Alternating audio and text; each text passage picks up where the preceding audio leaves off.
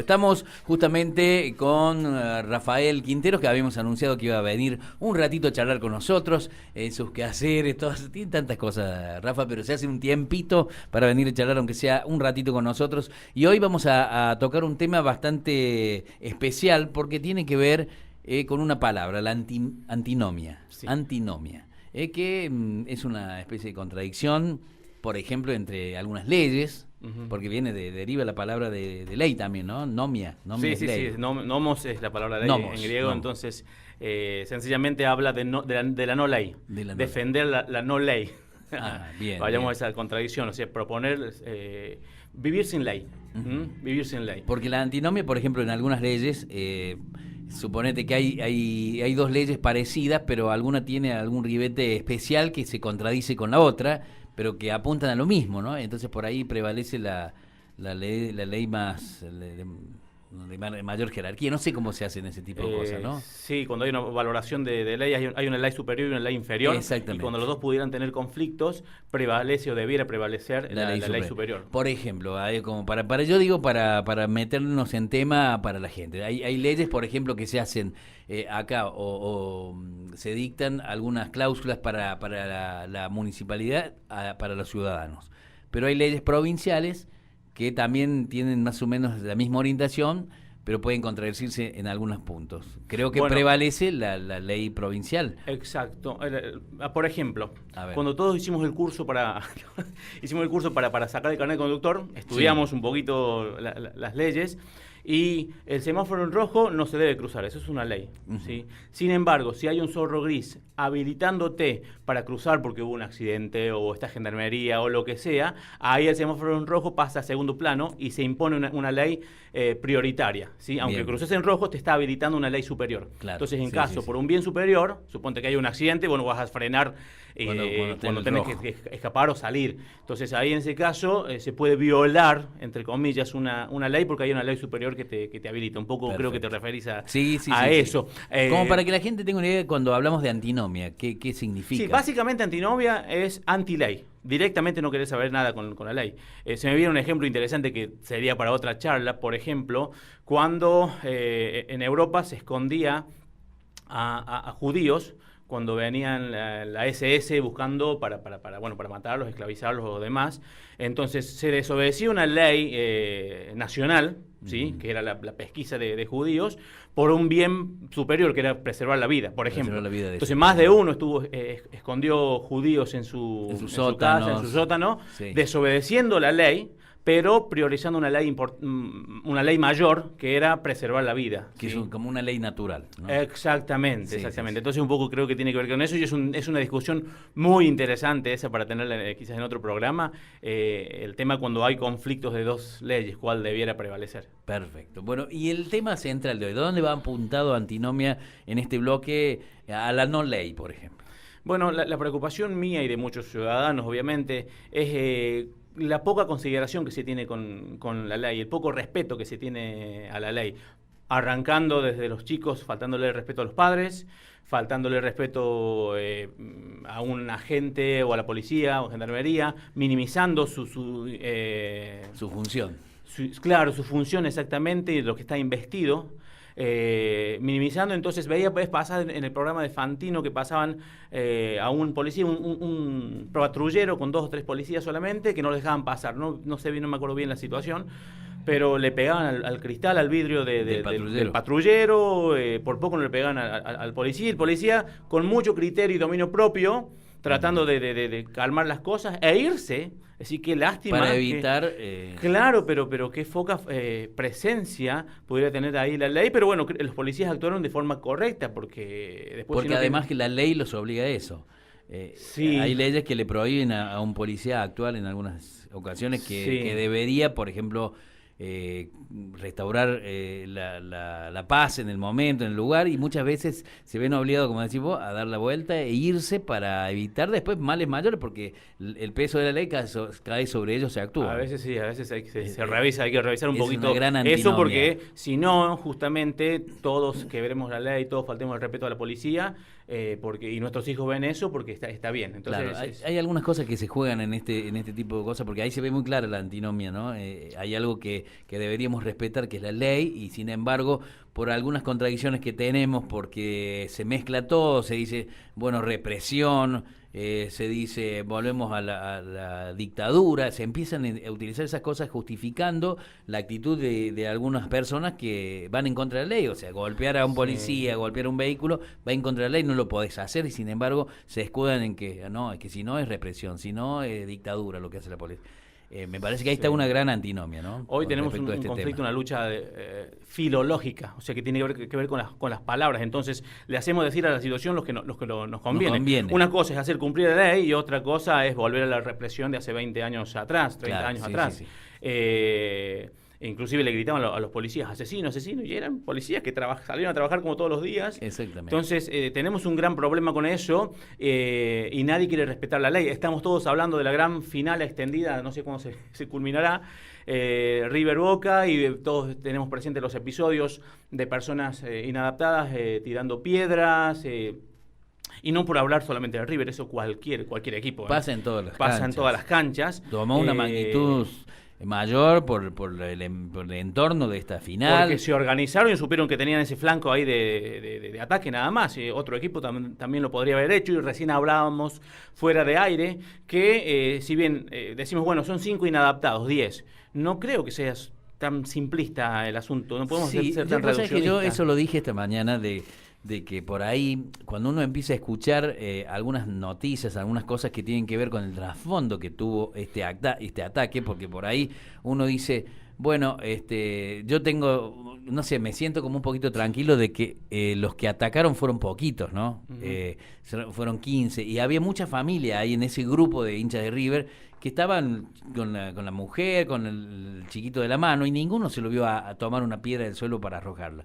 Cuando empezamos a conocer trasfondo de algunos intereses de la Barra Brava y algunos audios que dicen, yo mandé a mis chicos para que hicieran esto, estamos viendo de que, bueno, sí, la sociedad está bastante violenta, pero también hay de fondo intereses políticos, económicos, que se mezclan acá y se aprovecha el momento para crear esta confusión, ¿no? Entonces, por ahí me quiero quedar tranquilo, por lo menos me quiero autoconvencer de que si hubo ese grupo de inadaptados que tiraron piedras y no se fijaron en las consecuencias, creo que también están bajo una mirada de otra persona, de un superior que los mandó a hacer eso. Por iniciativa propia son muy pocos los que toman una actitud tan violenta. Me parece, no sé, no creo que hay mucha, no es la mayoría que va a un lugar y agarra una piedra y la tira, tiene como un pensamiento de decir, no puedo hacer esto. Y obviamente como un trasfondo, sí. Y podría haber manos negras detrás de todo esto, no lo podemos saber, pero a lo que yo voy es a la actitud violenta de que algunos se animan a tirar una piedra, sí. Otros no, pero no significa que a veces tengan un sentido de odio, de rechazo por ser sencillamente el anti... Rivales. Exactamente. Sí. Justamente a veces se construye la identidad con ser el anti algo, ¿sí? Y vos vas a ver a personas, suponte de Boca y de River, tomando algo tranquilos. Y no sé qué pasó cuando comienza el partido, se transforman y se transforma el tipo en el enemigo. Lo mismo con el color político que vos puedas propugnar o defender. Uh-huh. Entonces, no sé qué nos pasa en ciertas situaciones que detona algo que ya está en el corazón de las personas, que genera esa intolerancia.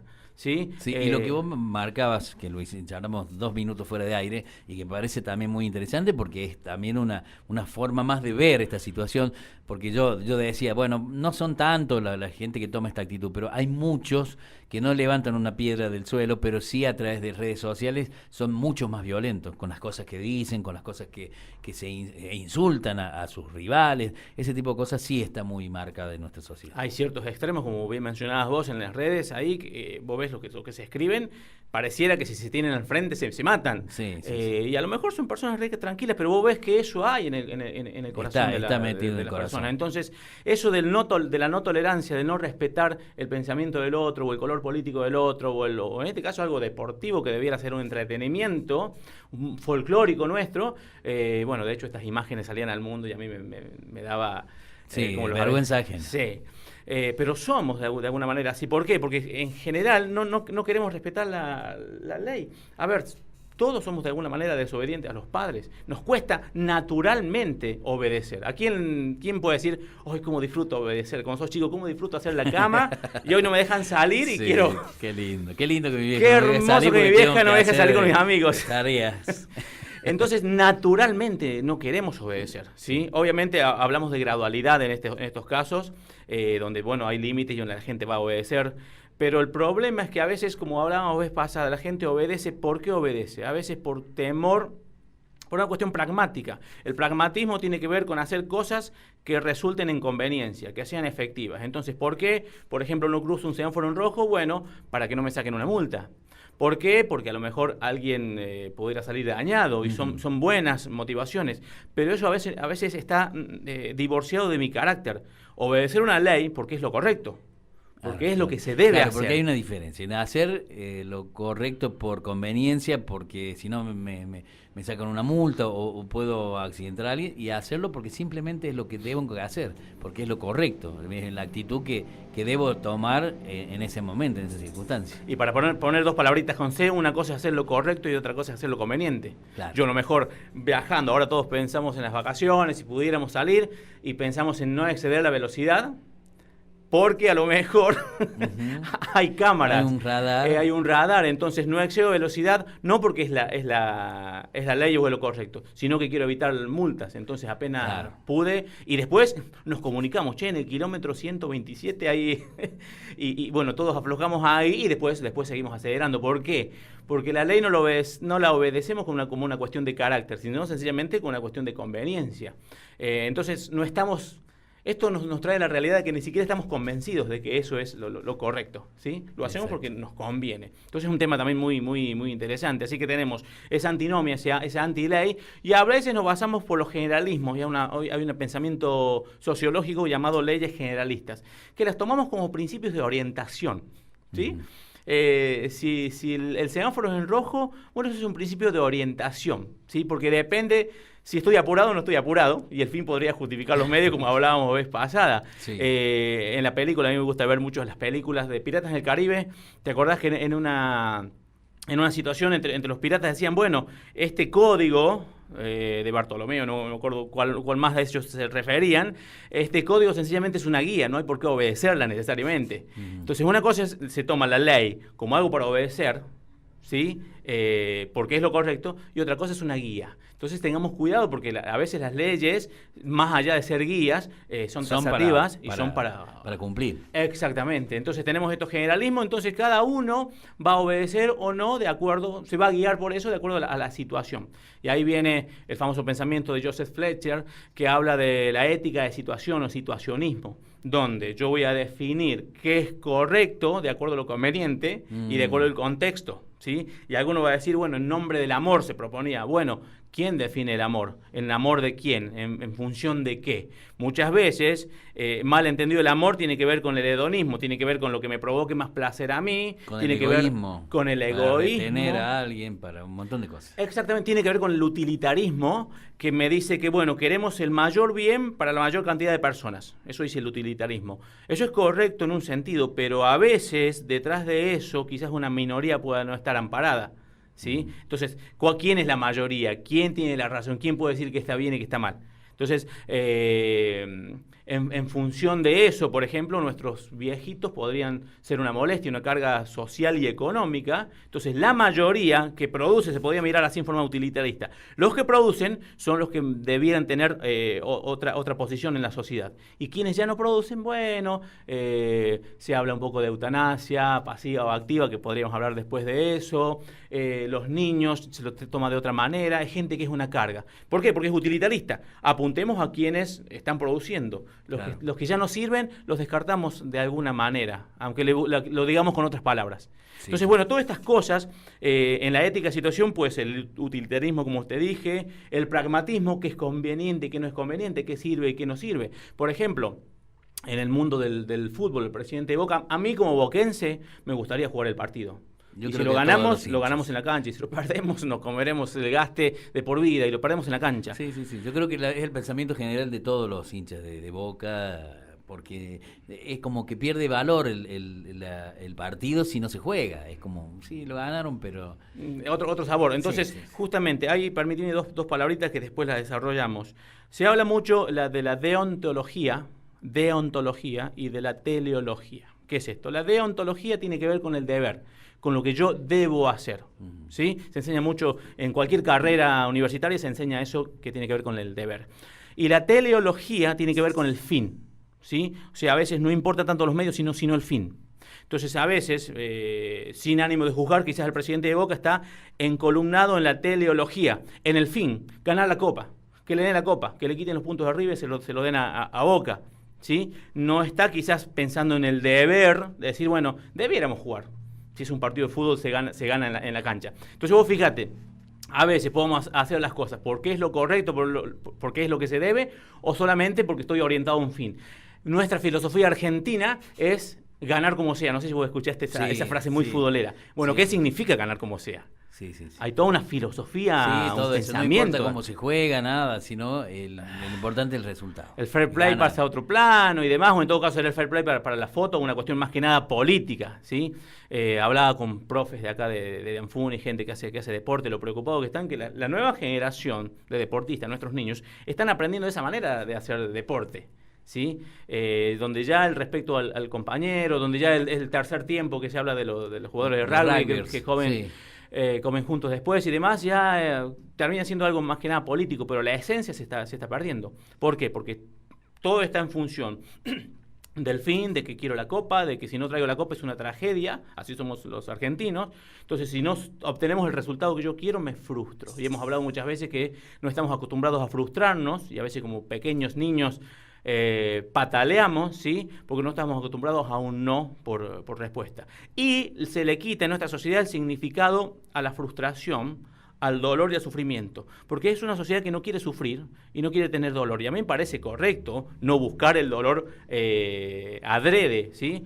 Sin embargo, tiene un significado el dolor y la frustración, porque yo puedo aprender muchísimo de la frustración y del dolor, del sufrimiento. Los mayores personas exitosas seguro han tenido momentos de dolor y te van a valorar quizás esos momentos como estancia de aprendizaje y quizás solo los momentos de éxito. Los momentos de éxito o de bienestar podrían confundirnos. A veces los hechos más valorables o más rescatables tienen que ver con los momentos difíciles de la vida.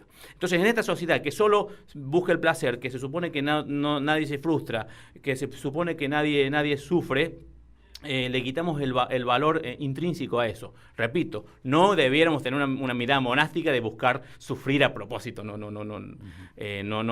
estamos hablando de eso, sino que podemos encontrar un significado, ¿sí? y un resultado a eso. Entonces, volviendo al punto, tenemos antinomia, tenemos situacionismo, la ética de situación, y tenemos el generalismo, que significa sencillamente son principios de la vida para el cual yo podría ajustarme o no de acuerdo a lo que yo quiera. Sí.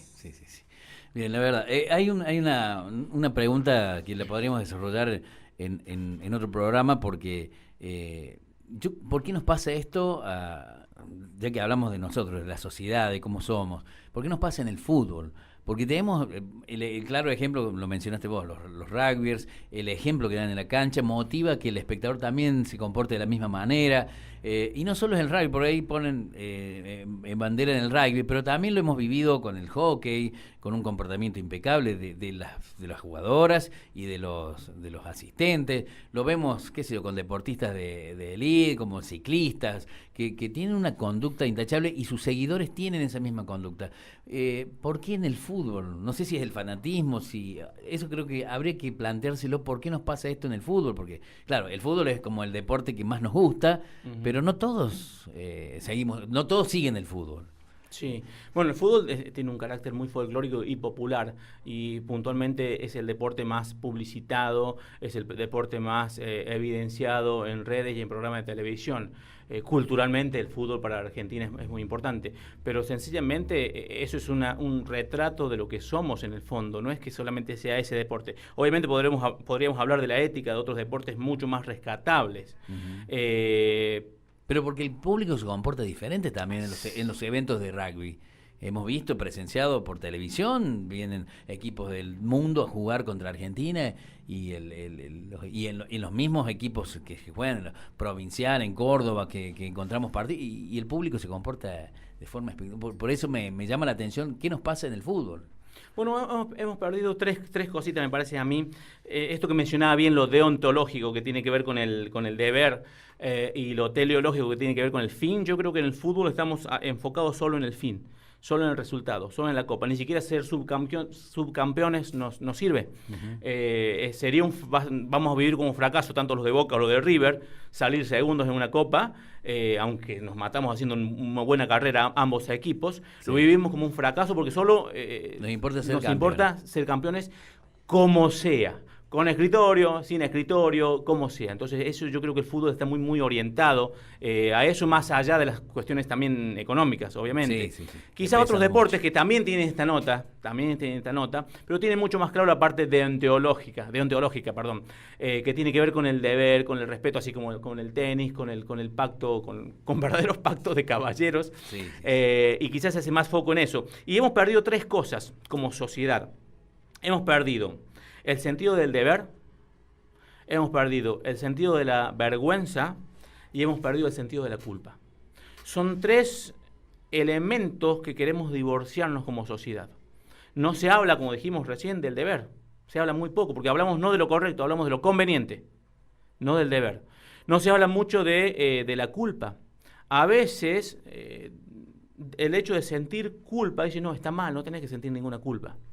Y más allá de casos que no debieran tener culpas, en caso, como dijimos en una ocasión, en caso de un niño violado y demás, pero son casos particulares, pero si vos querés sacar el elemento de la culpa de la sociedad, nadie se va a sentir culpable por faltar el respeto al otro. Nadie se va a sentir culpable por gritar al otro o quebrar una ley, porque se supone que tener culpa es malo. ¿Quién nos dijo eso? Entonces, cualquier cosa que nos haga sentir culpa, no, eso es malo, déjalo. En todo caso, después podrías redimirte de alguna manera. Porque hay cosas que sí, que no le debemos encontrar la culpa, hay cosas puntuales, pero en esto de la ley, en esto de quebrantar la moral de otros, ahí sí creo que tiene que funcionar un poquito de, no sé si llamarlo culpa o responsabilidad. Fíjate, estamos discutiendo con nuestra pareja. Y decimos, vos me haces enojar, la culpa la tenés vos, pero reaccioné, tiré una silla, los chicos están llorando, se armó un lío bárbaro, ¿y qué digo yo? Vos tenés la culpa, porque vos, y canalizo, no tengo en este caso, como bien decís vos, mi culpa o mi responsabilidad, no, yo soy el que me enojo, yo soy el que reacciono, porque si me vivo echándole la culpa, porque fíjate, ahora la culpa de todo la tiene alguna institución. ¿Sí? En la época, la verdad, en la época, por ejemplo, de la ciencia, el auge de la ciencia, siglo XVI, XVII y XVIII, la ciencia nos daba la verdad, la explicación de todas las cosas y la solución de todas las cosas. ¿Sí? Después, al ver Hiroshima, Nagasaki y ver lo que puede hacer la tecnología, entramos a dudar un poco de la ciencia. Y hoy, por ejemplo, le echamos toda la culpa a un gobierno, tal o cual, no estoy hablando de un color. Se supone que el gobierno tiene que solucionarme todos los problemas de mi vida. Y si algo me va mal a mí, es culpa del gobierno. No quiero sacarle culpa a los distintos gobiernos. Lo que quiero es que seamos responsables nosotros en pensar de que yo soy el responsable, por ejemplo, de salir a trabajar, de salir a producir, de ser ético, de ser correcto, más allá del gobierno, porque si yo espero el gobierno conveniente, ¿por qué esperamos? Según conveniencia, el gobierno que me convenga en el contexto en el que estoy, sea empresario o sea empleado, sea lo que sea, ¿sí? Porque va para todos lados lo mismo. Entonces, mientras yo siga echando la culpa al gobierno, a la sociedad, la culpa la tiene la escuela, la culpa la tiene la iglesia, la culpa la tienen los religiosos, la culpa la tiene el gobierno, yo nunca me voy a hacer cargo. Entonces, quiero sacar la culpa de la sociedad, quiero sacar el deber de la sociedad y quiero sacar la vergüenza. Ya no tenemos vergüenza. Entonces, una cosa es cuando animamos a los chicos que ahora con los actos infantiles salgan, pierdan la vergüenza, actúen, que eso es otra cosa. Y otra cosa es perder la total vergüenza. No se tiene vergüenza, no se tiene pudor para nada. La vez pasada miraba en un programa importante televisivo deportivo, donde un periodista le faltaba el respeto a un asiático. Viste cómo somos de nosotros, ¿no? Los argentinos, los pícaros, que el chino le decía por el nombre y en lugar de hacerle preguntas inteligentes futbolísticas, resulta que viene el compañero y le dijo, somos periodistas profesionales de China que vinieron a cubrir, hablaba perfecto el castellano, ¿no? Uno de ellos, vinieron a cubrir el evento Boca River. Sin embargo, el periodista le preguntaba si es cierto que los chinos desconectan las heladeras a la noche, ese tipo de cosas. Claro, como que son tomándole para el pelo, por hacerse el pícaro delante de la gente. Entonces él lo escuchó y dice, no, él no te entiende, yo te entiendo y le está faltando el respeto. Y desde estudios, programa importante, pero dejalo, estos chinos que se creen, dejalo, somos los argentinos, somos... Y hemos perdido vergüenza aún en eso. Entonces, al perder la vergüenza, al perder el sentido del deber y al perder el sentido de culpa, son elementos importantes para el desarrollo de la sociedad, para la autocrítica. Porque si no, nunca nos equivocaremos de nada, seguiremos siendo los mejores del mundo, somos los inventores del dulce de leche, el mejor fútbol del mundo está aquí porque no tenemos ni culpa, ni vergüenza, ni sentido del deber. Excelente, excelente. Bueno, creo que te iba a pedir una conclusión, pero esa es la más acertada con respecto a este tema, ¿no? Bueno, ojalá que esto nos sirva un poquito para pensar, porque por ahí en la vorágine del día y de los días que corren y la situación, y uno está mal por un nerviosismo, por un montón de cosas, ¿no? Pero este minuto que nos sentamos a charlar creo que es bueno para que sirva, que del otro lado alguna persona le diga... Che, sí, en algunas cosas me parece que estoy errando en este tipo de cosas, estoy haciendo una antinomia cuando tengo que realmente cumplir con mi deber, con las leyes, con todo lo que atañe a la vida en convivencia, ya sea en la pareja, en la familia, en la sociedad, en todos lados, ¿no?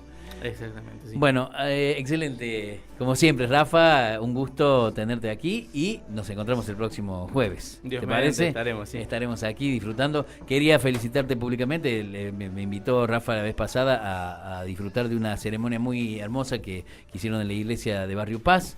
Donde, bueno, Rafael también es parte ya importante de toda la congregación, así que te quiero felicitar por un momento muy bonito que viví, muy lindo, muy agradable. Bueno, muchísimas gracias y estoy a tu disposición.